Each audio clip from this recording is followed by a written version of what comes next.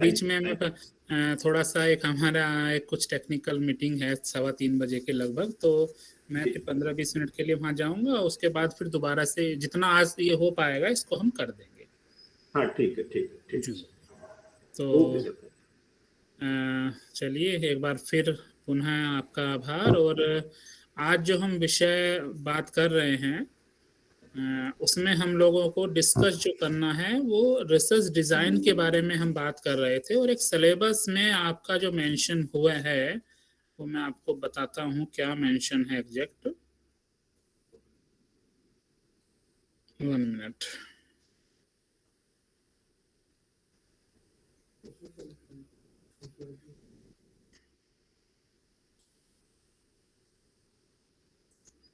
Research design, true experimental, quasi experimental, single group, two group and factorial design, ये चीजें हमें discuss करनी है। तो एक्सपेरिमेंटल रिसर्च के अंतर्गत बेसिकली ये सब चीजें आती हैं और उसी को हम बात करेंगे, डिस्कस करेंगे। ठीक है। तो एक्सपेरिमेंटल रिसर्च के बारे में कोई अभी डिस्कशन हुआ है आपका?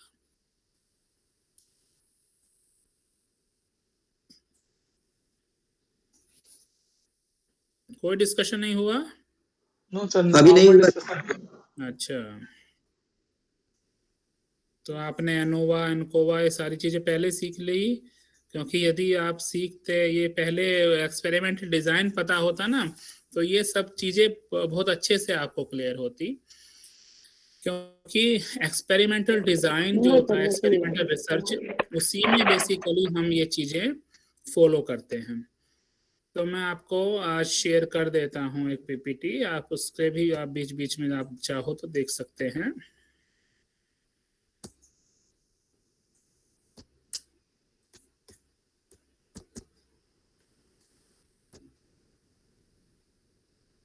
शेयर हो रही है पीपीटी? स्टार्ट जी हो रही है सर, हो रही है सर, हो रही है। तो एक्सपेरिमेंटल रिसर्च डिजाइन के बारे में आज हम डिस्कस करेंगे। क्या है एक्सपेरिमेंटल रिसर्च डिजाइन और क्या इसकी बेसिक कैरेक्टरिस्टिक्स हैं, ये सारी बातें आज हम करने वाले हैं। तो जैसा कि आप देखते हैं एक्सपेरिमेंटल रिसर्च डिजाइन को या एक्सपेरिमेंटल रिसर्च को, तो हमने देखा कि हम जब भी क्वांटिटेटिव रिसर्च करते हैं और खासकर लॉजिकल पैराडाइम की बात हम करते हैं, लॉजिकल पॉजिटिविज्म की बात करते हैं और बेसिकली लॉजिकल एम्पेरिसिज्म की हम बात करते हैं, तो जिसको हम पोस्ट पॉजिटिविज्म के बारे में हमने कल डिस्कस किया था। पोस्ट पॉजिटिविज्म के अंतर्गत जो हम रिसर्चेज करते हैं, पॉजिटिविज्म के अंतर्गत जो हम रिसर्चेज करते हैं वो बेसिकली एक्सपेरिमेंटल नेचर की होती है। एक्सपेरिमेंटल रिसर्च एक तो ट्रू एक्सपेरिमेंटल होती हैं, पूरी की पूरी साइंटिफिक कंडीशंस में की जाने वाली एक्सपेरिमेंटल रिसर्चेज। दूसरी जो रिसर्चेज होती हैं वो होती हैं आपकी क्वासी एक्सपेरिमेंटल रिसर्चेज। जैसा कि हम कई बार ऐसी परिस्थितियां हमारी होती हैं कि हम पूरी की पूरी एक्सपेरिमेंटल रिसर्च नहीं कर पाते, तो हमें कुछ ऐसी कंडीशंस के साथ, रिलैक्स कंडीशंस के साथ हम क्वासी एक्सपेरिमेंटल रिसर्च करते हैं। अब क्या है एक्सपेरिमेंट्स है क्या? बेसिकली एक्सपेरिमेंट्स जो हैं this is called observation under controlled condition, यानी कि जब हमारी कंडीशंस कंट्रोल्ड हैं और उस कंट्रोल परिस्थितियों में, कंट्रोल कंडीशंस में जब हम कोई ऑब्जर्वेशन करते हैं, that is called experimental research. और जब हम एक्सपेरिमेंटल रिसर्च डिजाइन की बात करते हैं तो यहाँ पर जो एक रिसर्चर है वो एक एक्टिव एजेंट के रूप में काम करता है, न कि passive observer. It means his role is a kind of active person. क्यों? क्योंकि देखिए जब एक रिसर्चर रिसर्च कर रहा है तो वो एक अपनी बात को, अपनी चीज को, क्योंकि वहां पर उसको इंडिपेंडेंट वेरिएबल में मैनिपुलेशंस करनी होती है। अब जो चीजें मैनिपुलेशन के लिए चाहिए, जैसे आपको पढ़ाना है, आपको कोई नया मेथड अपनाना है, आपको मोटिवेशन देना है, आपको कोई एक्टिविटी करानी है, तो कौन कराएगा? That will be done by researcher. अब क्योंकि ये सब चीजें रिसर्चर कराएगा तो कहीं ना कहीं ये परिस्थितियां हमारी कंट्रोल्ड होती हैं और उसमें एक रिसर्चर एक्टिवली इन्वॉल्व होता है और एक्टिवली वो एक्टिविटीज कराता है। वो एक पैसिव ऑब्जर्वर का काम नहीं करता। जब हम क्वालिटेटिव रिसर्चेस करते हैं, जब आप देखते होंगे कि जो इंडिविजुअल है वो चीजों को इकट्ठा कर रहा है, देख रहा है, ढूंढ रहा है ना, वो ये जानने की कोशिश कर रहा है कि क्या घटित हो रहा है। पर जब हम एक्सपेरिमेंटल रिसर्चेस करते हैं तो वहां ये जानने की कोशिश नहीं करता क्या घटित हो रहा है, बल्कि वो घटित होने के लिए एक माध्यम का कार्य करता है। कुछ नया करने के लिए, कुछ अलग करने के लिए, कुछ डिफरेंट करने के लिए एक मीडियम का काम वह करता है। तो एक्सपेरिमेंटल रिसर्चेस जो हम करते हैं उसमें एक रिसर्चर, एक एक्टिव इंडिविजुअल होता है, ना कि एक पैसिव ऑब्जर्वर। वो अपने प्रयासों से, अपने एफर्ट से एक नया घटित करने के लिए या इंडिपेंडेंट वेरिएबल में मैनिपुलेशंस करके डिपेंडेंट वेरिएबल पर जो इफेक्ट होते हैं उन इफेक्ट को जस्टिफाई करना चाहता है। तो जब हम एक्सपेरिमेंटल डिजाइन्स की बात करते हैं तो basically these designs are concerned with the elimination of the effect of an independent variable, examination of the effect of independent variable on dependent variable, है ना।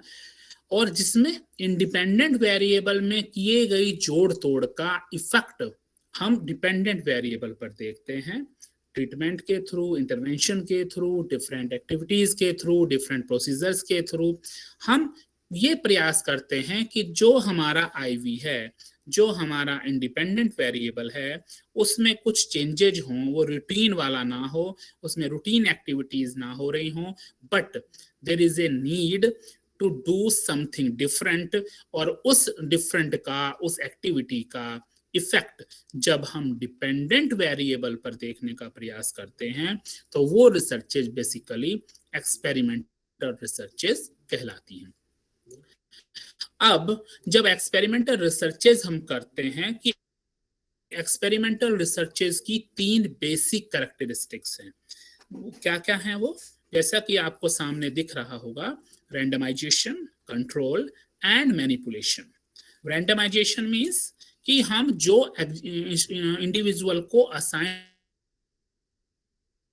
करते हैं उन इंडिविजुअल का assignment through the random method होना चाहिए। Control means situation का control, परिस्थितियों का कंट्रोल, एंड मैनिपुलेशन और trial means whatever intervention we are providing, that is manipulation. तो 3 बेसिक कैरेक्टरिस्टिक्स होती हैं जब भी हम कोई एक्सपेरिमेंटल रिसर्च कंडक्ट करना चाहते हैं। ठीक है बेटा, जो फैन हल्का सा चला दो वो वाला। तो according to Riley, experimental design is a powerful design for testing hypothesis of causal relationship among variable. आपको ये मालूम है कि what is the basic difference between qualitative and quantitative research? किसी को मालूम है ये बेसिक डिफरेंस क्वालिटेटिव और क्वांटिटेटिव के बीच में? बताइए। यदि आपसे कोई कहे कि what is the basic difference between qualitative and quantitative research, तो क्या आप बता पाएंगे? क्वांटिटेटिव में न्यूमेरिकल डाटा का जो है हम लोग एनालिसिस करते हैं, और क्वालिटेटिव में सर न्यूमेरिकल डाटा नहीं रहता, क्वालिटेटिव डाटा रहता है। इसके अलावा और कोई डिफरेंस? सर क्वालिटेटिव में थ्योरी डेवलप करी जाती है और क्वांटिटेटिव में सर टेस्ट किया जाता है। That is the main thing कि वहाँ डेटा होता है, क्वालिटेटिव में फैक्ट्स के रूप में होता है, बट यहाँ पर वो क्वांटिटी के रूप में होता है। But important thing is qualitative में हम थ्योरी डेवलप करते हैं, but in the quantitative researches what we do, we test the theories, we test the hypothesis. अब इन दोनों के बीच में जो बेसिक डिफरेंस है वो ये है कि वहां पर हम इंडक्टिव अप्रोच को यूज करते हैं, वी कलेक्ट फैक्ट्स, है ना, on the basis of that fact we develop theories. Okay, but in the second thing हम क्या करते हैं क्वांटिटेटिव रिसर्चेज में, हम क्या करते हैं, हम जो ऑलरेडी डेवलप्ड थ्योरीज हैं उन थ्योरीज को टेस्ट करने का प्रयास करते हैं। वी देखते हैं कि क्या जो थ्योरीज हमारे सामने मौजूद हैं क्या वह अब भी इन परिस्थितियों में अप्रोप्रिएट हैं, सही हैं अथवा नहीं हैं। तो सीधा सा मतलब यहाँ पर यह है कि क्वांटिटेटिव रिसर्चेज डिडक्टिव अप्रोच को फॉलो करती हैं और क्वालिटेटिव रिसर्चेज इंडक्टिव अप्रोच को फॉलो करती हैं। तो इनके बीच में बेसिक डिफरेंस यही है कि वेदर हम लोग क्वालिटेटिव रिसर्च के अंतर्गत थ्योरीज को डेवलप करते हैं और क्वांटिटेटिव रिसर्च के अंतर्गत हम उन थ्योरीज को टेस्ट करते हैं थ्रू डिफरेंट स्टैटिस्टिकल प्रोसीजर्स। ठीक है, अब हम जब आगे बात करें क्वांटिटेटिव रिसर्च की जो हम बात कर रहे हैं, एक्सपेरिमेंटल रिसर्च की हम बात कर रहे हैं, तो हम ये कहते हैं कि this is a powerful design for testing hypothesis of causal relationship among variable. It means एक वेरिएबल किस प्रकार से दूसरे वेरिएबल को इफेक्ट करता है। What is the effect of one variable on another variable. यदि हमको ये पता लगाना है तो we need to use the quantitative research design, that is the experimental research design. और यही डिजाइन बेसिकली एक बेस्ट डिजाइन होता है क्वांटिटेटिव रिसर्च के अंतर्गत, that is experimental research design, जो कि उस कॉजल रिलेशनशिप को, उस हाइपोथेसिस को टेस्ट करने के लिए बेस्ट पॉसिबल वे प्रदान करता है। Then what is true experimental design? अब हम बात करते हैं, there are different kind of research designs are available. यहाँ अलग अलग प्रकार के रिसर्च डिजाइन अवेलेबल हैं। तो हम ये अब बात करेंगे कि what is true experimental design.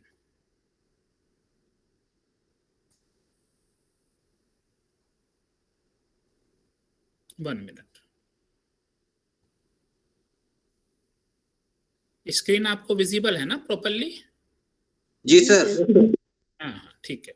सो अब डिफरेंट तरीके के डिजाइन होते हैं। एक्सपेरिमेंटल रिसर्च क्या है ये आपको क्लियर हो गया होगा कि experimental research is a kind of research जिसमें हम किसी एक वेरिएबल का इफेक्ट दूसरे वेरिएबल पर देखते हैं। किसी एक वेरिएबल में की गई जोड़ तोड़ का जो प्रभाव है हम दूसरे वेरिएबल पर देखते हैं। ठीक है, और वो जोड़ तोड़ को प्रभाव देखने के लिए क्वांटिटेटिव रिसर्च के अंतर्गत हम एक्सपेरिमेंटल रिसर्च डिजाइन का उपयोग करते हैं।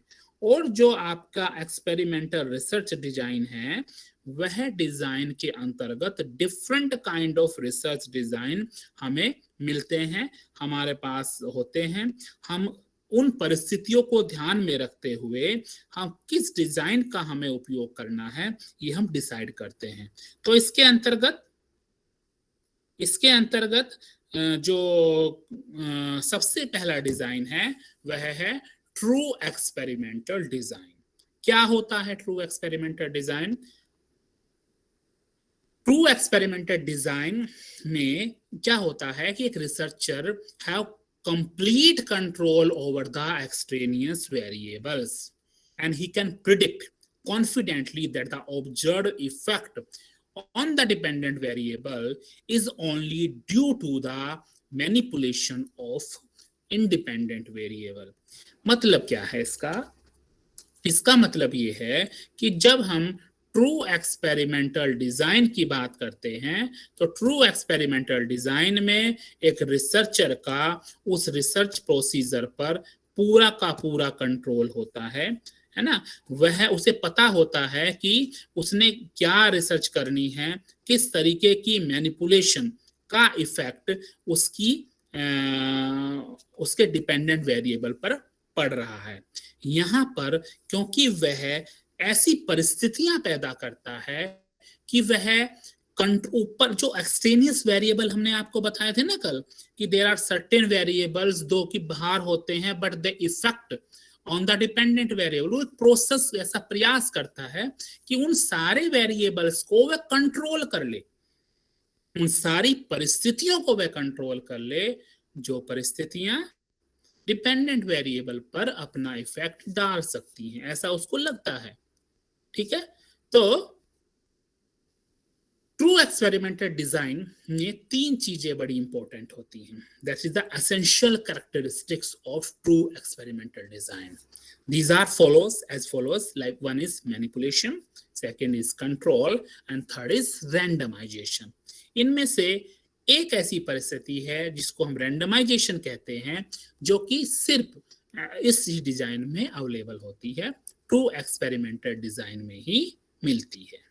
ठीक है. अब ये तीनों हैं क्या? What is manipulation? मैनिपुलेशन का मतलब क्या है? Manipulation refers to the conscious control of the independent variable by the researcher through the treatment or intervention to observe its effect on the dependent variable. मतलब क्या है कि एक रिसर्चर के कंट्रोल में होने वाली वह परिस्थितियां जिसको वह किन्हीं प्रोसीजर्स के थ्रू कंट्रोल करता है और उसका इफेक्ट किसी डिपेंडेंट वेरिएबल पर देखता है. सीधा सा एक एग्जांपल यहाँ पर दिया गया है कि यदि कोई इंडिविजुअल बीमार है, फॉर एग्जांपल बहुत पेन है उसको, तो there is a medication procedure. अब मेडिकेशन, एक गोली देनी है, 2 देनी है, 3 देनी है, कौन सी गोली देनी है, पैरासीटामोल देनी है, पेन किलर देनी है, या कोई और दवाई देनी है, तो ये डिसाइड करना, this is the independent variable, mean the process of giving medication. ये क्या है? independent variable है ना. और उसका इफेक्ट, अलग अलग प्रकार की दवाई का इफेक्ट क्या पेन लेवल पर पड़ रहा है, उसके दर्द पर पड़ रहा है, तो ये क्या है? ये dependent variable. Pain level is dependent.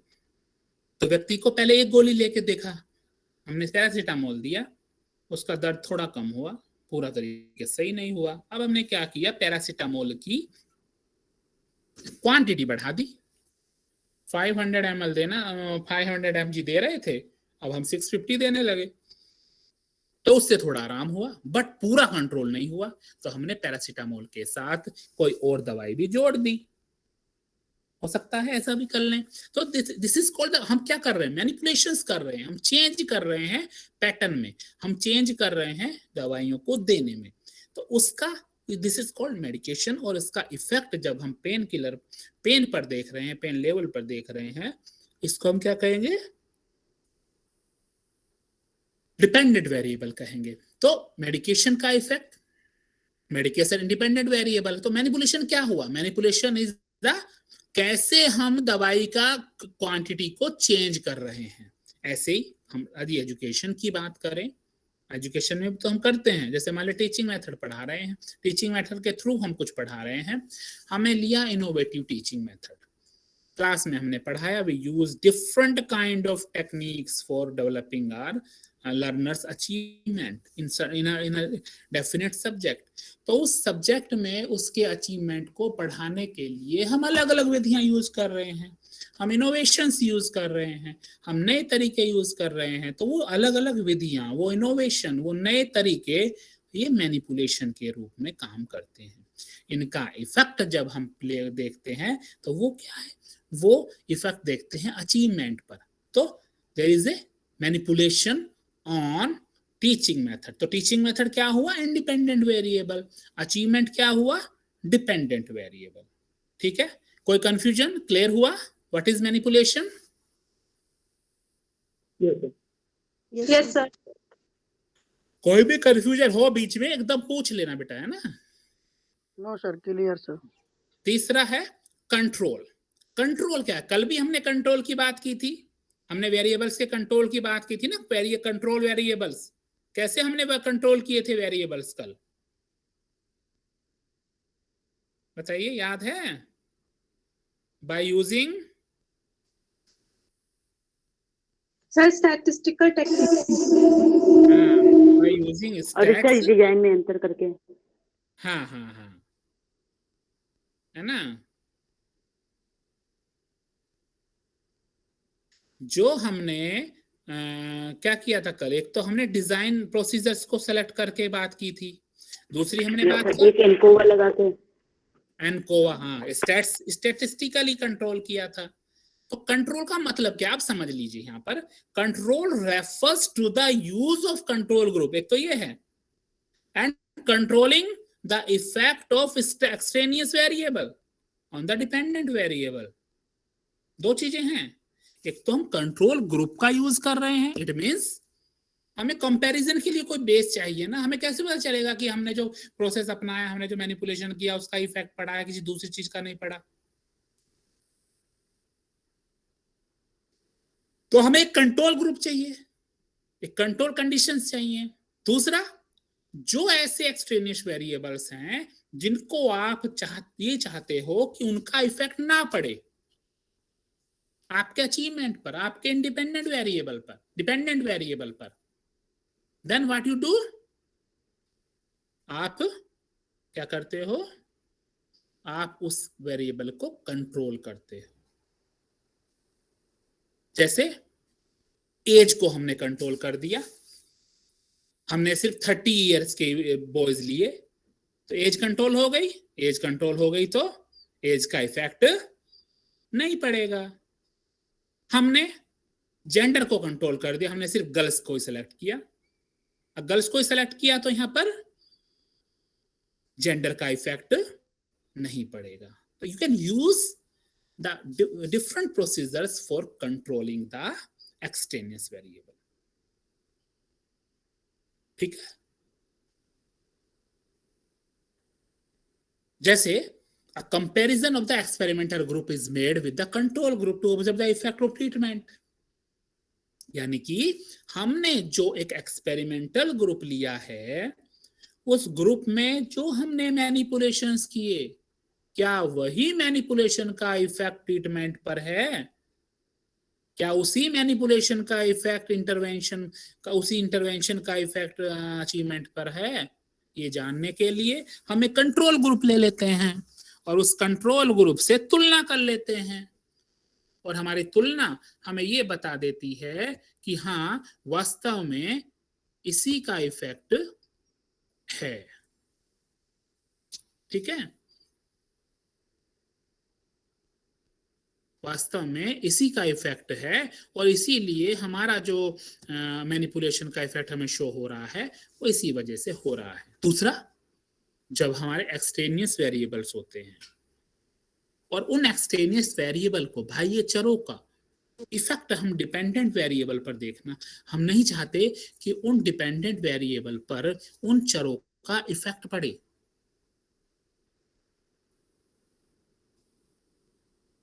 तो क्या करेंगे आप डिफरेंट मेजर्स यूज करेंगे, आप मैचिंग यूज करेंगे।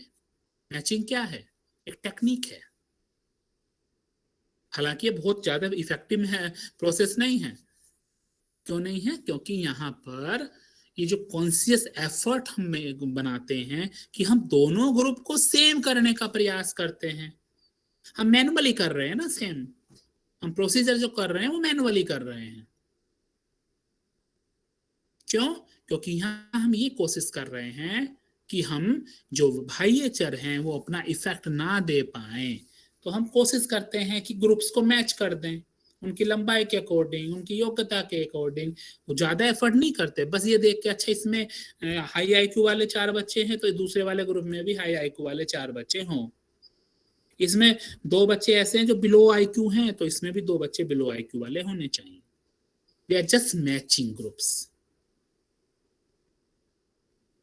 हम यहाँ ये आइडेंटिफाई करने का प्रयास कर लेते हैं कि कहीं ना कहीं there are certain experience variable जिनका कंट्रोल करना, जिनको कंट्रोल करके हम उनका effect, actual effect independent variable का देख सकते हैं।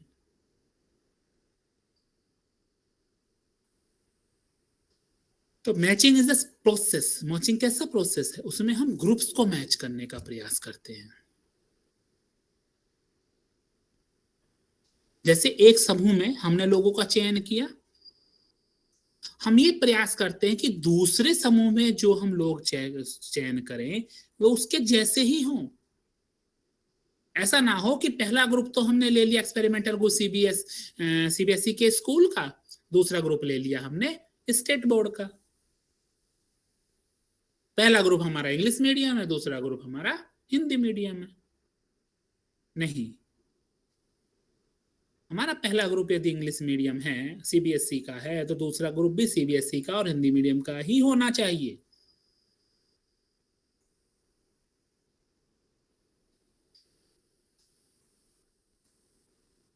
इसी तरीके से जब हम आगे बात करते हैं, जैसे एज और जेंडर है,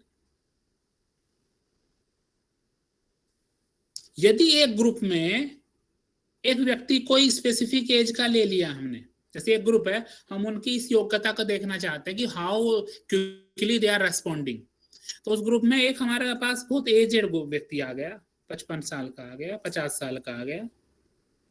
अब वो क्या होगा, वो बहुत क्विकली रेस्पॉन्ड नहीं करेगा क्योंकि एज हो चुकी है। तो फिर दूसरे ग्रुप में भी हमें ऐसे व्यक्ति की तलाश करनी होती है कि जिसकी एज मोर और लेस उसके सिमिलर हो, जो पहले वाला व्यक्ति है।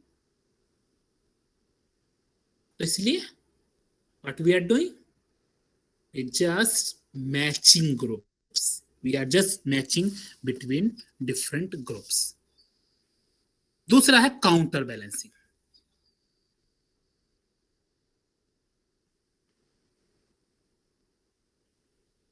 क्या है इसका मतलब? काउंटर बैलेंसिंग एक ऐसा प्रोसेस है काउंट एक्सचेंज वेरिएबल को कंट्रोल करने का, जहां रिसर्चर ये कंसर्न रखता है कि जो इंटरवेंशंस, जो ट्रीटमेंट दिए जा रहे हैं, वो ही एक्चुअली रिजल्ट्स हमारी स्टडी को इन्फ्लुएंस करें। ये प्रयास करें कि फॉर एग्जांपल हम यदि ट्रीटमेंट अभी एक ग्रुप को दे रहे हैं, तो दूसरे ग्रुप को ट्रीटमेंट भी उसी समय दिया जाए, यानी कि कंट्रोल ग्रुप जो ट्रीटमेंट दिया जाना है वो भी सिमिलर उसी समय पर दिया जाए। नहीं तो क्या होगा,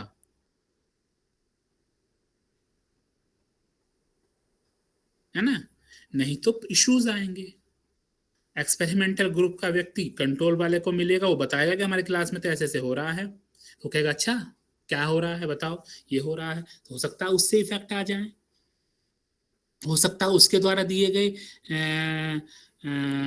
चीजों को दूसरे वाला भी जान ले। पहले ग्रुप में दिया गया ट्रीटमेंट, दूसरा बाद में दिया गया, तो हमने, हो सकता है आप में इतनी एबिलिटी आ जाए कि आप उस कंटेंट को थ्रू इनोवेशन ही पढ़ाने में सक्षम हो जाओ।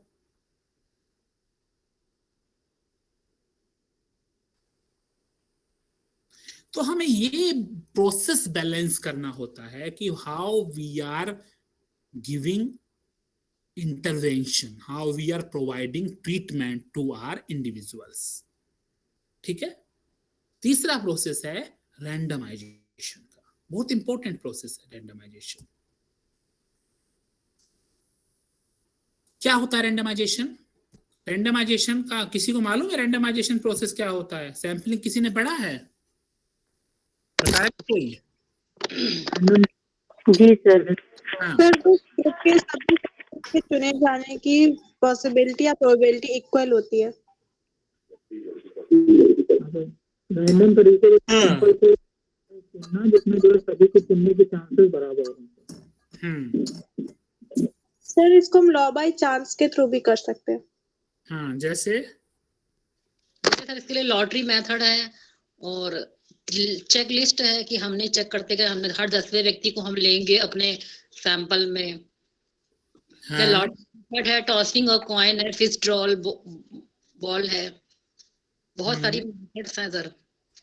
हाँ, तो क्या as it is as same thing आपके रैंडमाइजेशन का इस प्रोसेस में कैसे होती होंगी? जो आपका ये एक्सपेरिमेंटल रिसर्च है इसमें कैसे होती होंगी ये?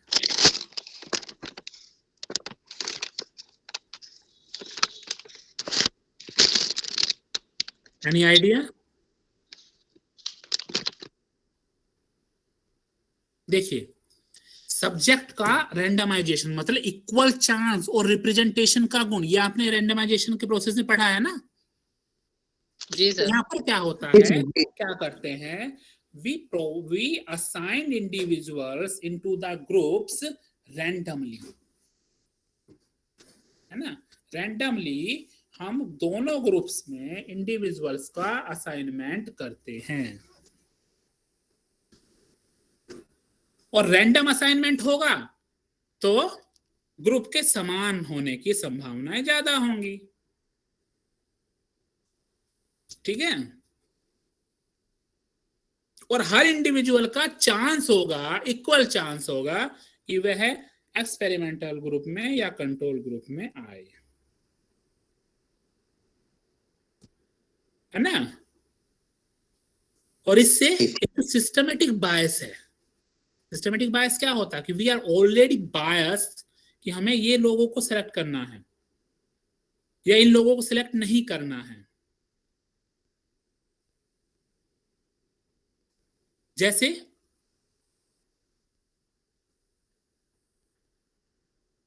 आपने देखा होगा कि अभी तो पता नहीं ये कंडीशन है या नहीं, लेकिन जब बहुत साल पहले ये होता था, जब जहाँ पे जैसे हम जहाँ जब पढ़ते थे तो 8th तक तो आप क्लास में पढ़ते थे, लेकिन 9th में बहुत सारे अलग अलग स्कूलों से बच्चे आते थे हमारे स्कूल में।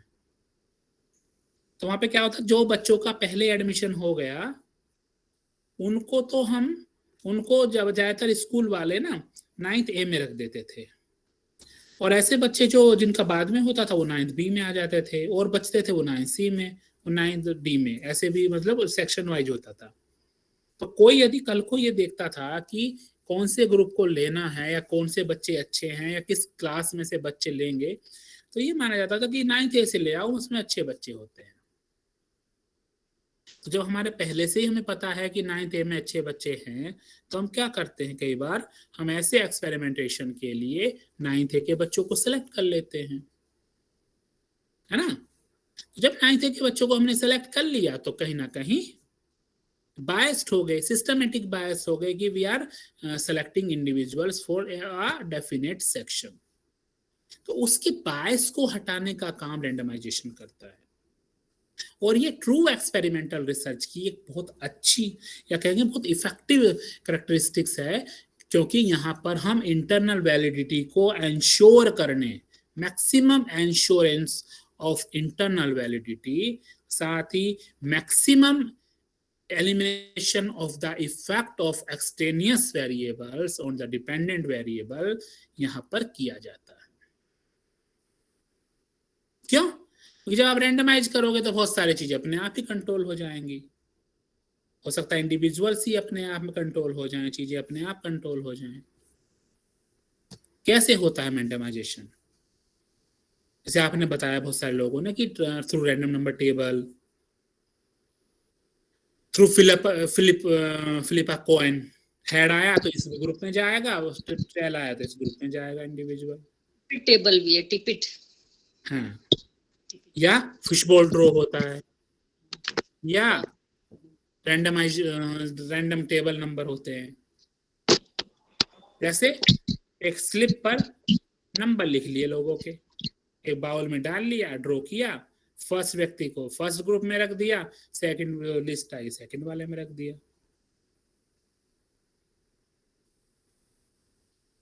इसलिए रैंडम असाइनमेंट के बहुत सारे प्रोसीजर हैं। तो हम रैंडम असाइन करके through computer we can use random assignment through individuals. तो इससे क्या होता है, इससे कहीं ना कहीं बायसेस दूर हो जाते हैं, बायसेस हट जाते हैं। अब ये ध्यान है कि हमने देख लिया कि एक ट्रू एक्सपेरिमेंटल डिजाइन हम करें। ट्रू एक्सपेरिमेंट में क्वासी एक्सपेरिमेंट में सिर्फ इतना ही अंतर होता है कि क्वासी में आर नहीं होता। आर मतलब रैंडमाइजेशन। वहां पर जो ग्रुप हम लेते हैं वो इंटैक्ट ग्रुप लेते हैं, उसमें हम रैंडम असाइनमेंट नहीं करते दो ग्रुप में। जो ग्रुप हमें मिलता है हम उसी को एज इट इज ले लेते हैं, ठीक है। ये डिफरेंस होता है इसमें। अब है types of true experimental design.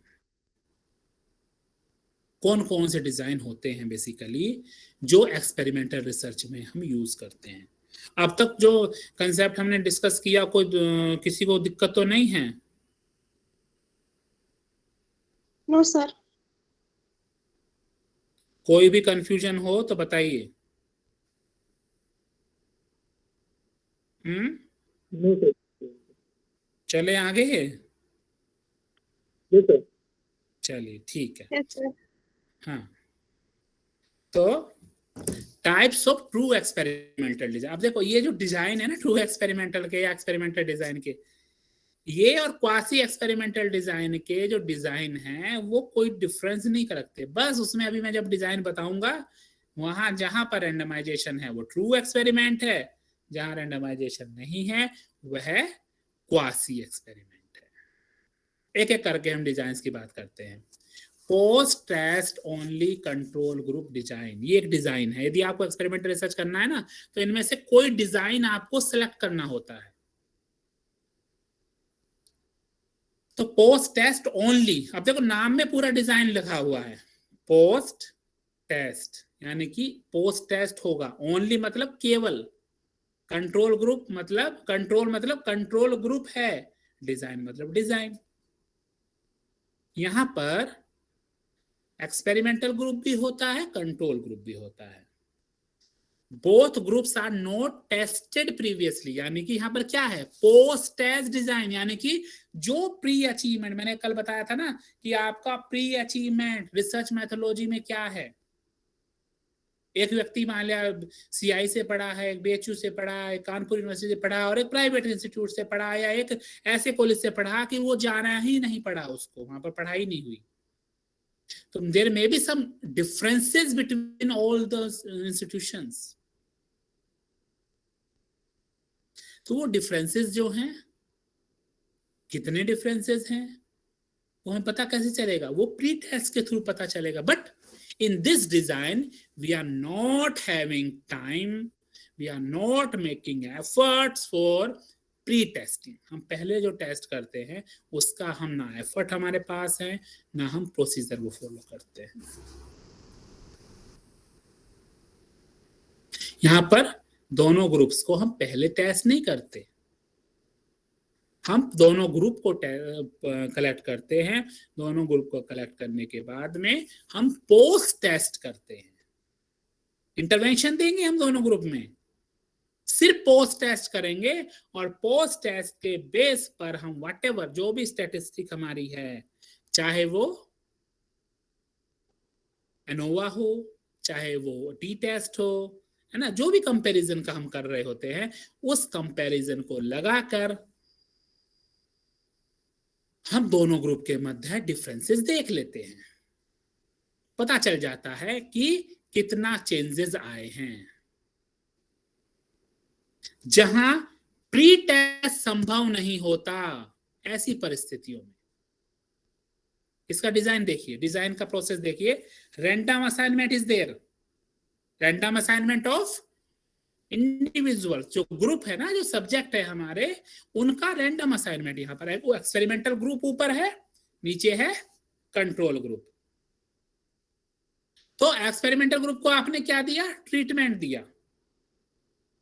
Treatment मतलब आपने कोई भी प्रोसीजर किया, उस प्रोसीजर को करने के बाद में आपने पोस्ट टेस्ट लिया उनका। यहां पे देखो कोई प्री टेस्ट नहीं है ना डिजाइन में। आप कंट्रोल ग्रुप हमारे पास है नीचे, वहां पे तो हम ट्रीटमेंट देते नहीं, वहां तो ट्रेडिशनल अप्रोच से पढ़ाते हैं और फिर हम क्या करते हैं पोस्ट टेस्ट लेते हैं। तो सिंपलेस्ट डिजाइन है post test only control group. यहां पर देखिए पोस्ट टेस्ट ले रहे हैं हम, दो ग्रुप हैं, एक में ट्रीटमेंट दे रहे हैं एक में नहीं दे रहे हैं। क्लियर, सिंपल, क्लियर हुआ। Post test only design, post test only control group design. अब दोनों हो सकते हैं, देखो control post test only design भी हो सकता है जहां कंट्रोल ग्रुप हमने लिया ही नहीं, हमने एक छोटा सा ग्रुप लिया, उस पर कोई चीज पढ़ाई, पढ़ाने के बाद में कोई भी ट्रीटमेंट किया, इंटरवेंशन दिया और फाइनल रिजल्ट देख लिए। प्री टेस्ट भी नहीं लिया हमने, एक ग्रुप लिया हमने, तो पोस्ट टेस्ट ओनली डिजाइन भी हो सकता है। बट यहाँ पर हम कंट्रोल ग्रुप ले रहे हैं ये जानने के लिए कि क्या हमारे ट्रीटमेंट का, हमारे इंटरवेंशन का ही इफेक्ट पड़ा है क्या पोस्ट में, या किसी और वजह से हुआ है उनमें चेंजेस बिहेवियर में। तो यहाँ पर कंट्रोल ग्रुप हम ले रहे हैं, तो इसलिए post test only control group design. Any confusion, किसी को भी कंफ्यूजन हो देखिए इसमें डिजाइन में? No sir, clear. चलिए अब दूसरा डिजाइन हम लेते हैं, pre test post test only design. वही बात है, यहां पर भी रैंडमाइजेशन हो रहा है, इंडिविजुअल हम असाइन हो रहे हैं एक्सपेरिमेंटल ग्रुप में भी और कंट्रोल ग्रुप में भी।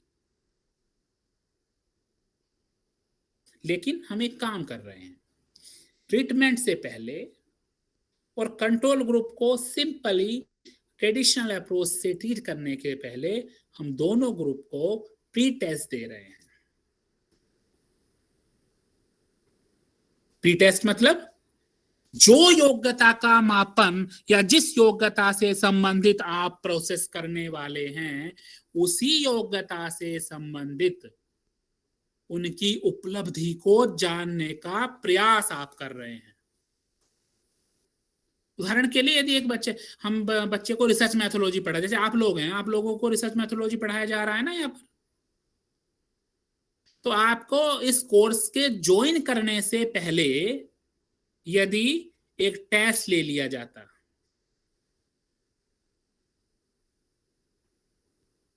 तो उससे क्या पता चलता, उससे आपका प्री अचीवमेंट पता चल जाता, और इस कोर्स को खत्म होने के बाद दूसरा टेस्ट ले लिया जाता तो उससे आपका पोस्ट अचीवमेंट पता चल जाता, इस कोर्स की इफेक्टिवनेस पता चल जाती।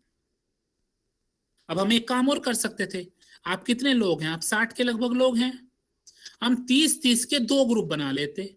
एक को तो हम बड़ा अच्छे से कंप्यूटर के थ्रू, ब्लेंडेड लर्निंग के थ्रू, इनोवेटिव तरीके से पढ़ाते, दूसरे ग्रुप को हम सिंपल ट्रेडिशनल मेथड से पढ़ा रहे होते।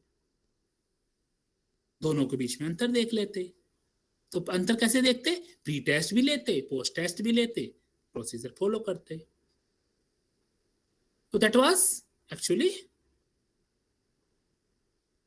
Pre test post test control group design, जहां पर प्री टेस्ट भी हम ले रहे हैं, पोस्ट टेस्ट भी ले रहे हैं, कंट्रोल ग्रुप भी ले रहे हैं, कंपैरिजन भी कर रहे हैं। ठीक है? हाँ, ये बात अलग है कि हम एक्सपेरिमेंट जो करते हैं वो कंट्रोल ग्रुप पर एक्सपेरिमेंटल ग्रुप पे करते हैं।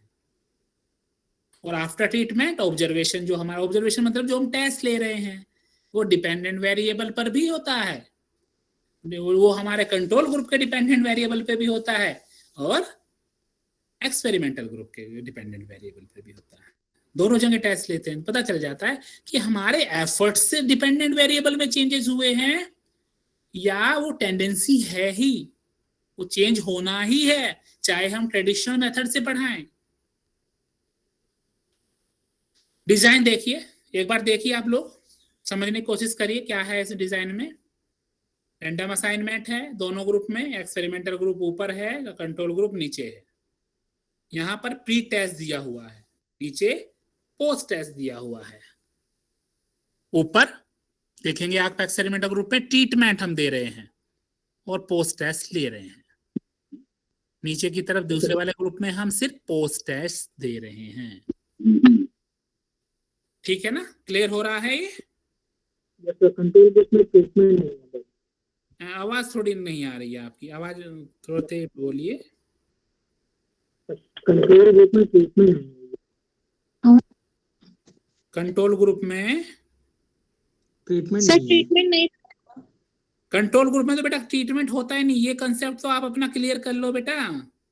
नहीं सर, मैं यही बता रहा हूँ कि सर बस कंट्रोल ग्रुप में ट्रीटमेंट नहीं है, बाकी प्री टेस्ट पोस्ट टेस्ट है दोनों में सर। हाँ दोनों में, क्योंकि कंट्रोल ग्रुप में तो ट्रीटमेंट होता ही नहीं ना। नहीं हाँ सर, उसमें तो नहीं होता सर। हाँ एक्सपेरिमेंट में होता है सर वो। एक्सपेरिमेंट में, क्योंकि कंट्रोल ग्रुप हम लेते क्यों? हम इसलिए लेते हैं क्योंकि कंट्रोल हमें कंपैरिजन करना है ना। Yes sir. इसलिए हम कंट्रोल ग्रुप लेते हैं। तो जब आपसे कोई डिजाइन कहता है ना करने के लिए, तो आप ऐसे डिजाइन करते हो। ये this is research design. Yes sir, clear. ठीक है, अब यहां पे लिखेंगे कैसे ऐसे, आर रैंडमाइजेशन, प्री टेस्ट को ओ, और ओ कहते हैं ना ऑब्जर्वेशन, ट्रीटमेंट को एक्स के नाम से डिनोट करते हैं, और पोस्ट टेस्ट को ओ। तो यहां पर प्री टेस्ट हो जाएगा O1, O1 मतलब ऑब्जर्वेशन 1, और पोस्ट टेस्ट हो जाएगा ऑब्जर्वेशन 2, O2। कंट्रोल ग्रुप है यहां पर आर मतलब रैंडमाइजेशन, है ना, और Yes, sir. कंट्रोल ग्रुप हो गया। और यहां पर क्या हुआ, प्री टेस्ट यानी कि ऑब्जर्वेशन, और यहां पर क्योंकि O1 O2 ऊपर हो चुका है, तो यहां पर O3 कर देते हैं हम। यस और सर, फिर यहां पर कोई एक्स तो होगा नहीं, एक्स नहीं होगा क्योंकि एक्स ट्रीटमेंट नहीं है। ट्रीटमेंट नहीं है सर। और लास्ट में पोस्ट टेस्ट होता है, पोस्ट टेस्ट को हम ऑब्जर्वेशन बोलते हैं, ओ। और यहाँ पर O3 तक हम आ चुके थे, यहाँ पर क्या होगा, O4। तो इस तरीके से डिनोट करते हैं। डिनोट करने का भी तरीका है, वो भी आप थोड़ा देखिएगा, मैं आपको शो भी कर दूंगा कि कैसे डिजाइन को डिनोट सर करते एक बार हैं। रिपीट कर दीजिए, हालांकि क्लियर नहीं हुआ। देखो, प्री टेस्ट को ऑब्जर्वेशन कहते हैं, प्री टेस्ट को ऑब्जर्वेशन कहते हैं, और पोस्ट टेस्ट को भी ऑब्जर्वेशन कहते हैं। अब इतनी सारी ऑब्जर्वेशन है, कंट्रोल ग्रुप की भी ऑब्जर्वेशन है, एक्सपेरिमेंटल ग्रुप की भी ऑब्जर्वेशन है, लेकिन क्या होता है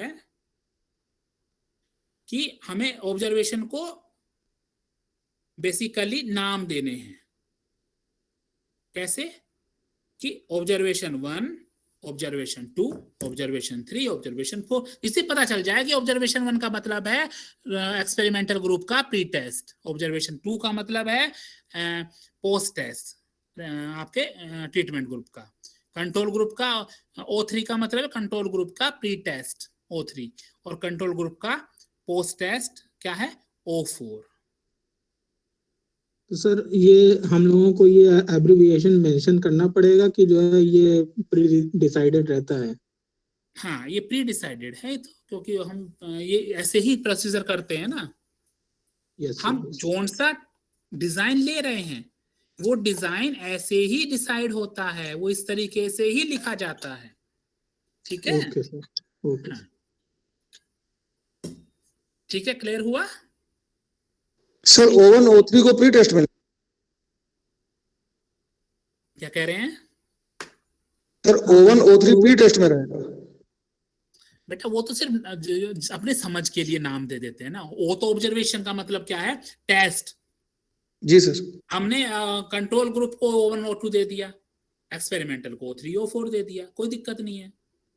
आप एक्सपेरिमेंटल को O1 O2 दे दीजिए, कंट्रोल को O3 O4 दे दीजिए, उसमें कोई दिक्कत नहीं है।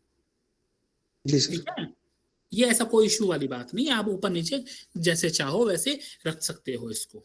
ठीक है, जी सर। ओके। अब है अगला डिजाइन। कौन सा डिजाइन है? ये है सोलोमन 4 ग्रुप डिजाइन। इसमें क्या होता है, यहां पर 4 ग्रुप होते हैं। अब देखो, ऐसी भी रिसर्चेज होती हैं जहां आप 4 ग्रुप ले रहे हो, 4 में से 2 एक्सपेरिमेंटल ग्रुप और 2 control group. Control group 1 and control group 2, ऐसे एक्सपेरिमेंटल ग्रुप 1, एक्सपेरिमेंटल ग्रुप 2। और इनिशियली क्या होता है, इनिशियली रिसर्चर जो है रैंडमली सब्जेक्ट को 4 ग्रुप्स में असाइन करता है, रैंडमली असाइन करता है, पहले ग्रुप में, दूसरे में, तीसरे में, चौथे में। अब 4 ग्रुप अलग अलग कैसे होंगे? 4 ग्रुप इस ऐसे अलग होंगे कि जो अब 2 डिजाइन हमने अब तक पढ़े हैं कि post test only design, pre test post test only design, दोनों डिजाइन को मिलाकर ये वाला डिजाइन बनता है। ठीक है, ओके सर। दोनों डिजाइन को मिला दो। कैसे? Out of 4 groups only experimental group 1 and control group 1 receive the pre-test,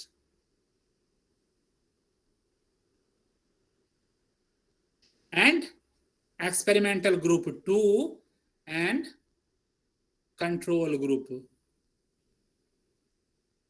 2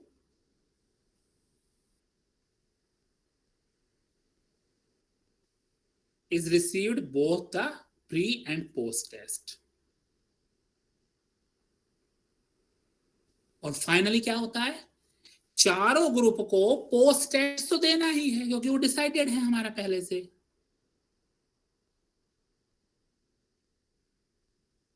क्यों? अब यहां पे ऐसा क्यों किया, एक ग्रुप को प्री टेस्ट दिया एक को नहीं दिया? कई बार क्या होता है, जैसे मैं फॉर एग्जांपल एक एग्जांपल बताऊं कि जैसे आप लोग हैं,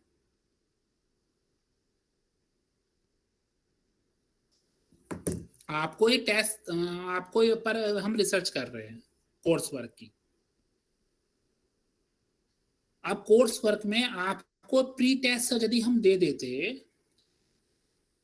तो आप उस प्री टेस्ट को कहीं ना कहीं दिमाग में रखते कि हाँ एक ऐसा टेस्ट हुआ है, क्योंकि हम ये मानते हैं कि प्री टेस्ट और पोस्ट टेस्ट दोनों पैरेलल होने चाहिए, उनमें ज्यादा डिफरेंसेस नहीं होना चाहिए, अदरवाइज आपको एक्चुअल अचीवमेंट नहीं पता चलेगा। तो आपको कोर्स वर्क से पहले हम प्री टेस्ट देते और उस प्री टेस्ट को देने पर आप, कई बच्चे बहुत तेज होते हैं, वो अवेयर हो जाते हैं कि इस तरीके का ही टेस्ट हमें मिलने वाला है, तो उनके क्वेश्चंस को लर्न कर लेते, उन्हीं के अकॉर्डिंग आंसर की तैयारी करते, उन्हीं के अकॉर्डिंग ही वो प्रोसीजर फॉलो करने का प्रयास करते, वही चीजें लर्न करते, वही चीजें अब रखते सामने। तो कई बार इफेक्ट करता है प्री टेस्ट भी, प्री टेस्ट के उसको आइडिया मिल जाता है कि what will be the post test, क्या हमें करना है, कैसे करना है, और वो अवेयर हो जाते। तो ये देखने के लिए कि क्या प्री टेस्ट से अचीवमेंट बढ़ता है या नहीं, क्या सिर्फ पोस्ट टेस्ट करने से भी अचीवमेंट बढ़ता है, क्या प्री टेस्ट के कुछ एडवर्स इफेक्ट तो नहीं होते हैं, ये जब हम जानना चाहते हैं then this design we use basically.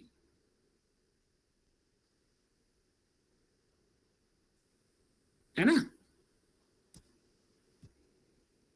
So 4 group हैं यहां पर,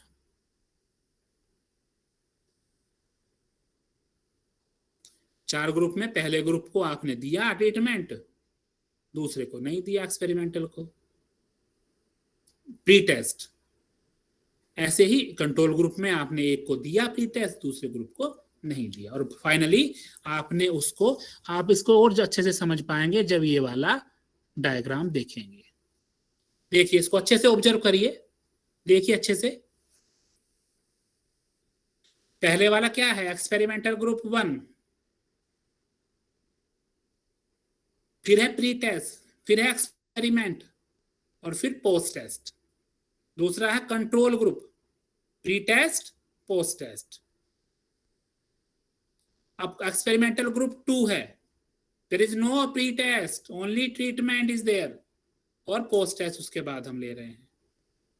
then there is group control group second, there is no treatment because control group है, और फाइनली पोस्ट टेस्ट है।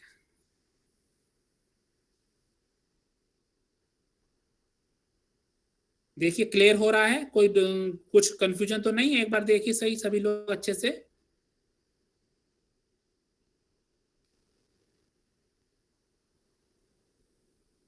कोई कंफ्यूजन तो बताइए मुझे।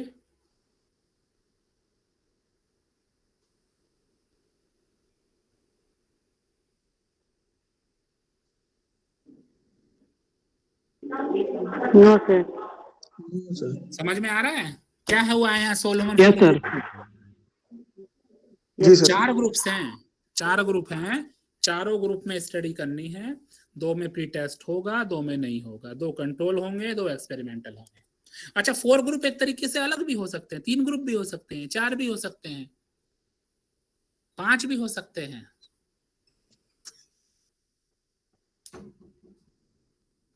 उनका कोई आया क्या मेल? मैडम कह रही मैंने भेजा है। अच्छा चलो भेज दिया उनको। तो प्री टेस्ट है, पोस्ट टेस्ट है।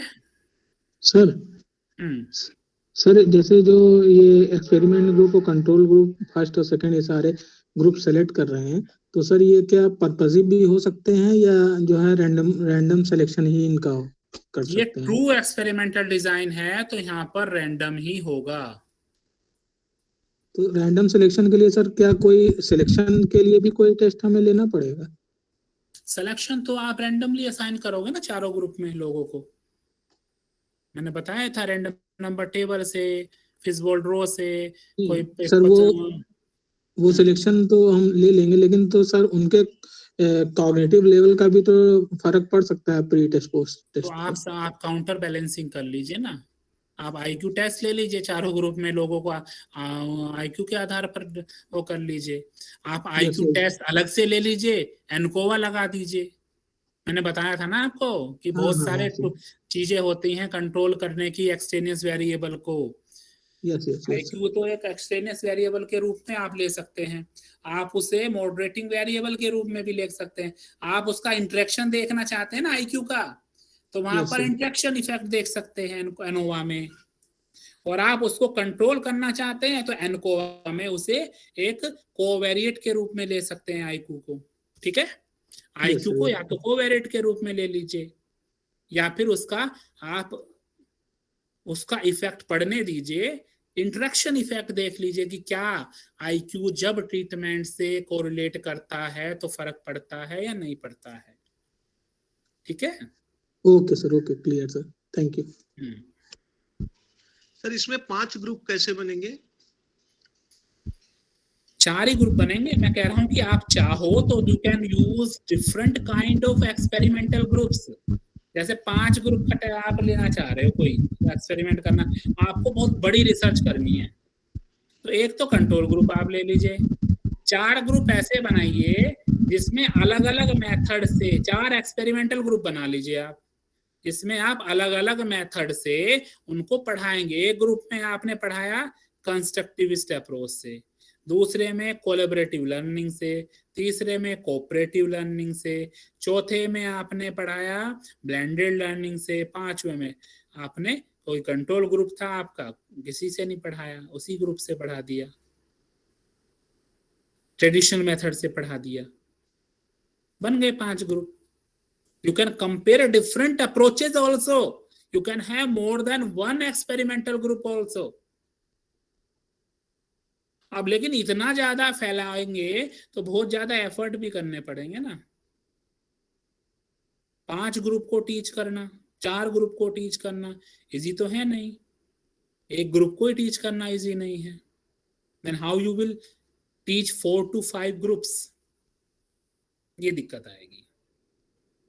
ठीक है सर, इसका कोई एग्जांपल जिसमें ये सोलोमन 4 ग्रुप जो हम रियल लाइफ में यूज करते हो? जैसे मैंने तो बताया ना अभी, आपने एक ग्रुप को पढ़ाया, आपने 2 एक्सपेरिमेंटल ग्रुप हैं आपके, उन दोनों ग्रुप को आपने ब्लेंडेड लर्निंग से पढ़ाया है, पर एक ग्रुप में तो आपने प्री टेस्ट लिया है, दूसरे में नहीं लिया, एक्सपेरिमेंटल ग्रुप दोनों हो गए। और दूसरा जो है आपका कंट्रोल ग्रुप है, जिसमें आपने सिर्फ ट्रेडिशनल मेथड से पढ़ाया है, प्री टेस्ट एक में लिया है, एक में नहीं लिया, नो डिफरेंस।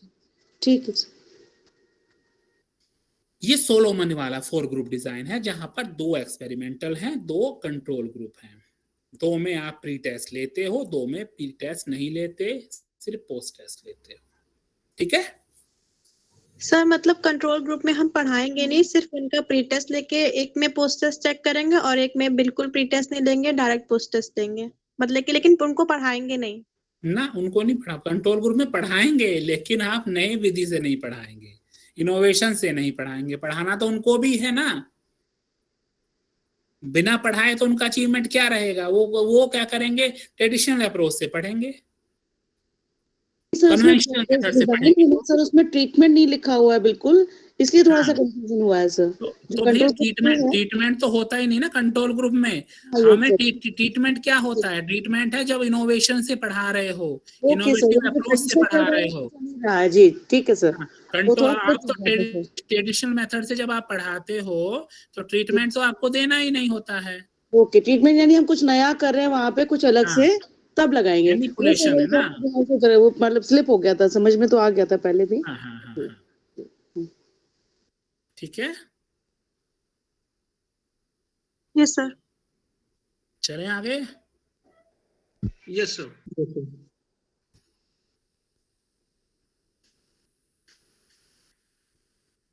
कुछ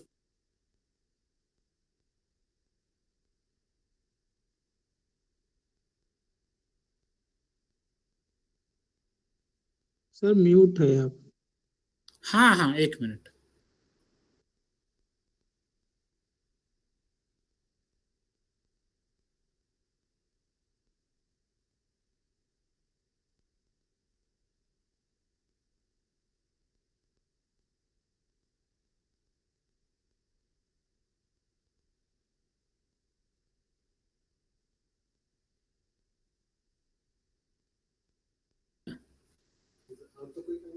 ना ना बस, हाँ जाओ।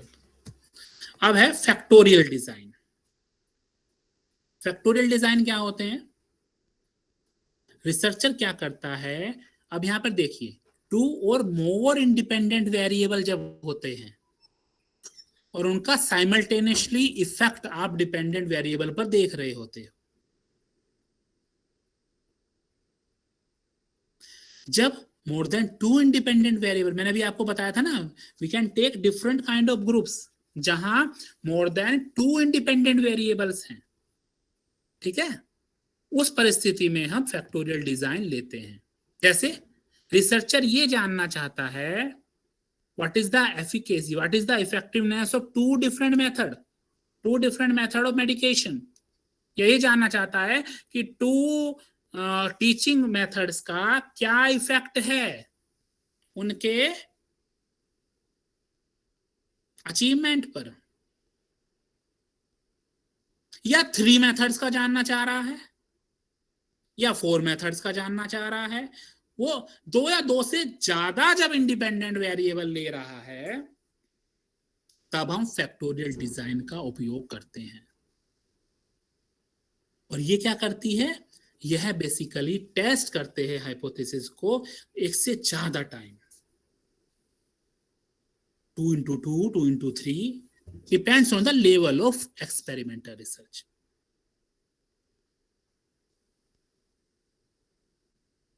है ना? तो जैसे 3 मेथड का आप जानना चाह रहे हो, there are 3 methods, 3 डिफरेंट विधियां हैं, उनका इफेक्ट जानना चाह रहे हो आप किस पर, अचीवमेंट पर। एक एक्सपेरिमेंटल ग्रुप होगा, एक कंट्रोल होगा, 2 ग्रुप होंगे, 2 लेवल होंगे, 3 into 2 का आपको लेवल बनाना पड़ेगा। और आपने देखा भी होगा जब when you applying ANOVA ANCOVA such kind of techniques, आपको अलग अलग हाइपोथेसिस चेक नहीं करनी होती। You can check a single hypothesis या multiple hypothesis through a single analysis procedure. कैसे? एनो हम देखते हैं ना कि effect of teaching method and IQ on achievement. Teaching method का और IQ का अचीवमेंट पर क्या इफेक्ट है? तो देयर आर 2 इंडिपेंडेंट वेरिएबल। अब यहां पर IQ को हमने इंडिपेंडेंट वेरिएबल के रूप में कंसीडर कर लिया है, तो एक ही हम टेस्ट लगा के, एनोवा का लगा के टेस्ट, हम वहां पर अचीवमेंट देख लेते हैं, पता लग जाता है हमें।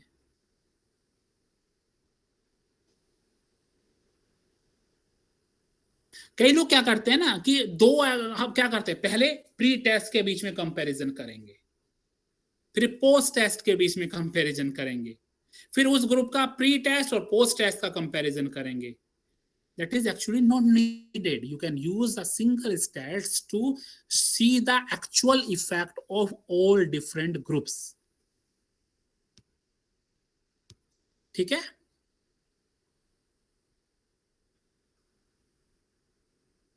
Yes sir. कुछ और सारे डिजाइन भी होते हैं, जैसे single group, single series design, जहां आप सीरीज में आप एक्टिविटीज करते हैं। आपने प्री टेस्ट लिया, एक्सपेरिमेंट दिया, पोस्ट टेस्ट लिया, फिर उसी ग्रुप पर दोबारा से ट्रीटमेंट किया और अच्छे से पढ़ाने की कोशिश की, फिर पोस्ट टेस्ट लिया और कुछ इनोवेशन किया और कुछ डिफरेंट तरीके से उन पर एक्टिविटी की, फिर पोस्ट टेस्ट लिया। that procedure is following in up to a long time, लंबे समय तक वो प्रोसीजर फॉलो हो रहा है।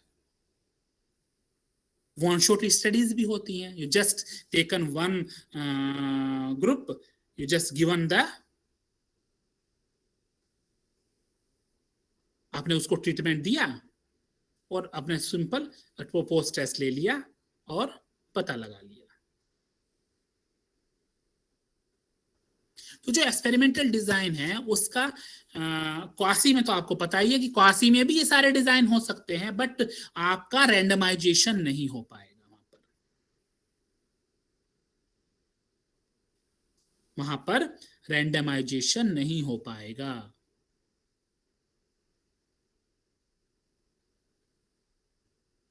वो संभव नहीं है वहां पर। ऐसी परिस्थितियों में हम क्वासी एक्सपेरिमेंटल डिजाइन लेते हैं, वहां पर जो सैंपलिंग प्रोसीजर हमारा होगा वो रैंडम सैंपलिंग नहीं होगा, वो क्या होगा, वो होगा आपका पर्पसिव सैंपलिंग। ठीक है?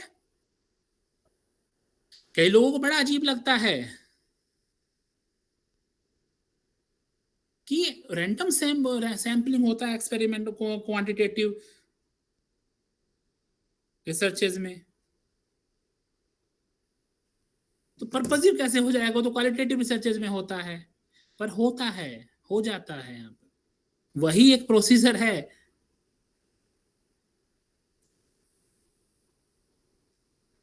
है ना सर हाँ जी सर, ये 4 ग्रुप में भी हम जो है मतलब ट्रीटमेंट बढ़ा के मतलब कई ग्रुप क्रिएट कर सकते हैं, मतलब यूज कर सकते हैं। और इसमें आपने जो बताया है फैक्टोरियल में, उसमें भी, तो फिर डिफरेंस क्या हुआ दोनों में? फैक्टोरियल में आप देखो 4 ग्रुप में क्या हो रहा है ना, इंडिपेंडेंट वेरिएबल सिर्फ एक है। Okay. When we are using multiple independent variable, जब मल्टीपल इंडिपेंडेंट वेरिएबल हम यूज करते हैं तब फैक्टोरियल डिजाइन होता है। 4 ग्रुप में क्या है, इंडिपेंडेंट वेरिएबल एक ही है, इनोवेटिव मेथड यूज कर रहे हैं, बस उसमें प्री टेस्ट ले रहे हैं, उसमें नहीं ले रहे हैं। अच्छा, ठीक ठीक, थैंक यू सर। हाँ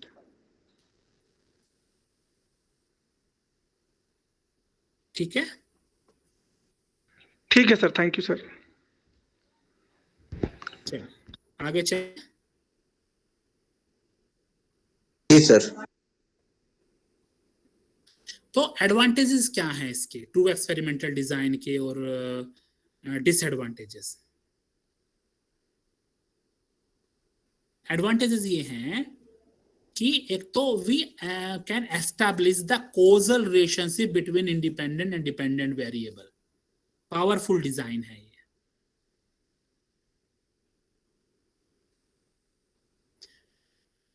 क्यों? क्योंकि यहां पर हम रैंडमाइजेशन कर रहे हैं, सिंपल सी बात है। और since the study is conducted in the control environment, तो purity of observation is far better. दूसरा,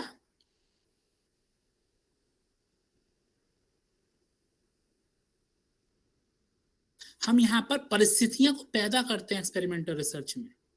हम नेचुरली नहीं चीजों को देख सकते। यहाँ पर जो एक्सपेरिमेंटल कर रहे हैं, हम एक्सपेरिमेंट्स कर रहे हैं, वो हम, क्योंकि वहां पर हम जो इंडिपेंडेंट वेरिएबल है उसके थ्रू वहां मैनिपुलेशंस करते हैं, इसलिए वहां पर एग्जैक्ट इफेक्ट आप आसानी से देख पा सकते हो। पर लेकिन जब हम बिहेवियरल साइंसेस की बात करते हैं, व्यवहारिक विज्ञानों की बात करते हैं, वो ह्यूमन कंडीशंस में, वो हमारे इस माहौल में संभव नहीं हो पाती है।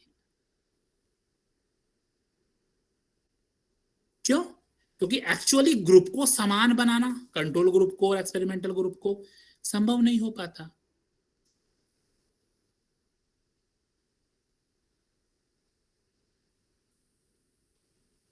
दोनों समूह को समान बना लेना संभव नहीं हो पाता है कई बार। क्यों नहीं हो पाता? क्योंकि भाई जब ऐसी कंडीशंस होती हैं, ह्यूमन कंडीशंस, तो कहीं ना कहीं एक व्यक्ति के अंदर इंडिविजुअल डिफरेंसेस हैं। आप दो व्यक्तियों को कैसे एक जैसा बना लोगे? आईक्यू में उनका डिफरेंस होगा। आईक्यू एक जैसी होगी, मान ली 120 आईक्यू आ गई दोनों की, पर they may have different kind of ability to execute that particular IQ. हो सकता है 120 वाली आईक्यू का एक व्यक्ति तो बहुत इफेक्टिवली डिसीजन लेता, दूसरा नहीं लेता, because they have ability, they have differences in their ability.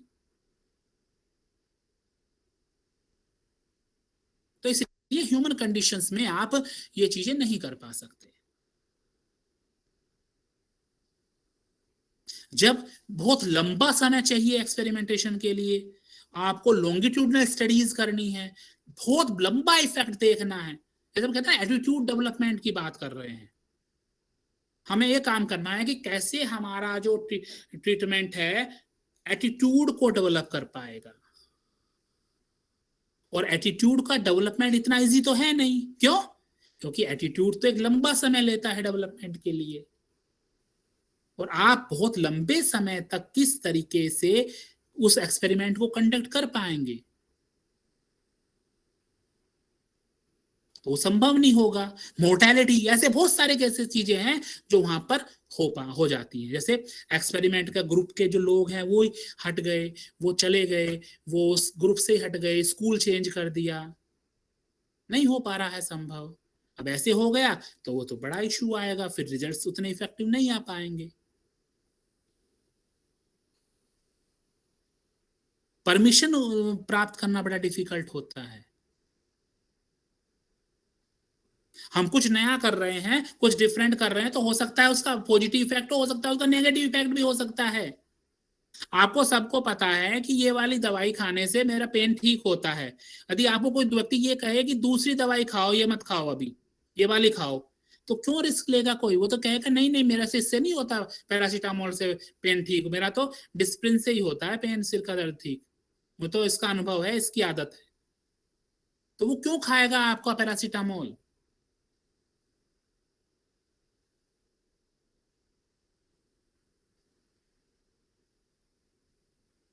Yes, उसके लिए कन्विंस करना पड़ेगा सर बहुत। हाँ, वो कह रहे तो मुझे ये तो नहीं प्रॉब्लम पसंद सर, भैया, मैं तो खाता ही नहीं, मुझे तो फर्क इससे पड़ता कि नया दवाई क्यों लूं मैं, नए मेथड से मैं क्यों पढ़ूं जब मुझे समझ में आ रहा है इसी मेथड से, जबरदस्ती क्यों पढ़ूं मैं?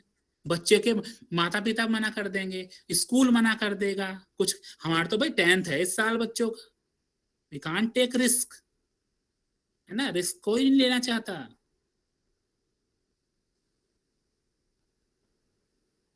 इस वजह से ये इश्यूज आते हैं। जब आप एक्सपेरिमेंटल डिजाइन की बात करते हैं, चाहे वो ट्रू एक्सपेरिमेंटल डिजाइन हो, क्वासी एक्सपेरिमेंटल डिजाइन हो, 4 ग्रुप डिजाइन हो, फैक्टोरियल डिजाइन हो। अब फैक्टोरियल डिजाइन में बहुत सारे इंडिपेंडेंट वेरिएबल है, किसका इफेक्ट आप देखोगे, किसको आप एक्सटेनियस मानोगे, किसका इंटरेक्शन इफेक्ट देखोगे, कैसे देखोगे, ये बहुत इशू आते हैं बहुत कई बार, और इन इश्यूज को इतना आसानी से रिजोल्व नहीं किया जा सकता। So it is quite difficult to conduct true experimental researches. In human condition, it is rather impossible to conduct.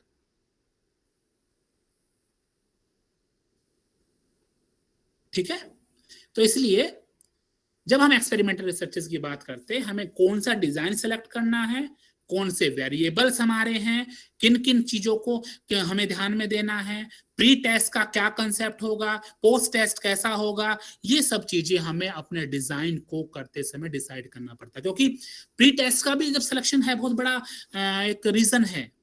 कैसे कि जब आप प्री टेस्ट लेते हो तो ये कहा जाता है कि मे और मैक्सिमम जो है एक सिमिलैरिटी होनी चाहिए उसकी पोस्ट टेस्ट है, अदरवाइज आप रियल अंदाजा नहीं लगा सकते। बट एज इट इज यदि प्री टेस्ट किसी को दे दिया गया तो उसको तो कई बार वो क्या करेगा कि सेम चीजें होने की संभावना पोस्ट टेस्ट में होंगी।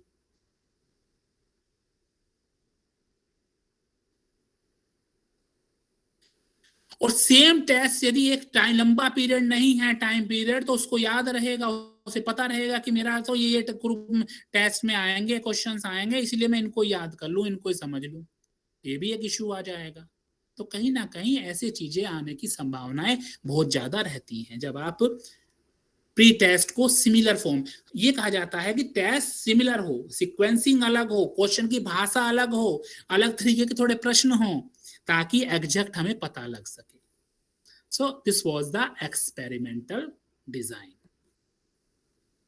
ठीक है, कोई आपके क्वेश्चंस हो तो आप बताइए जरूर।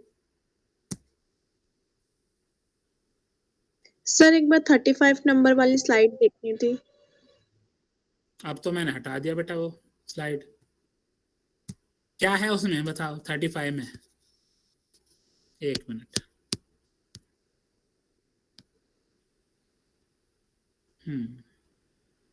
अच्छा,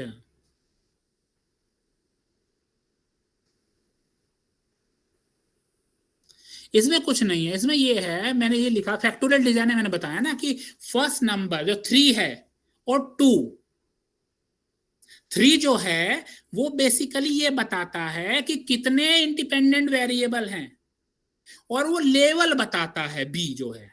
जैसे 3/2 3 इंडिपेंडेंट वेरिएबल हैं और there are 2 levels of each.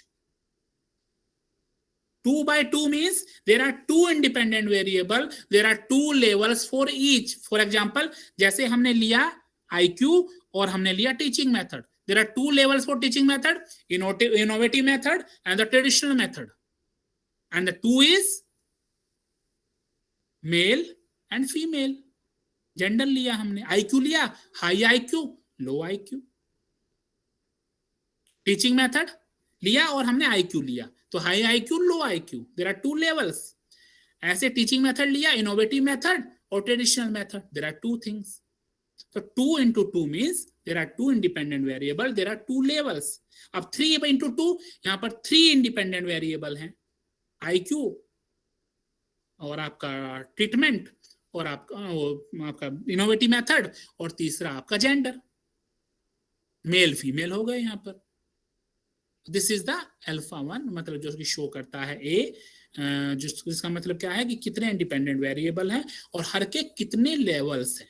That is the basic criteria under this factorial design. ठीक है, और बताओ।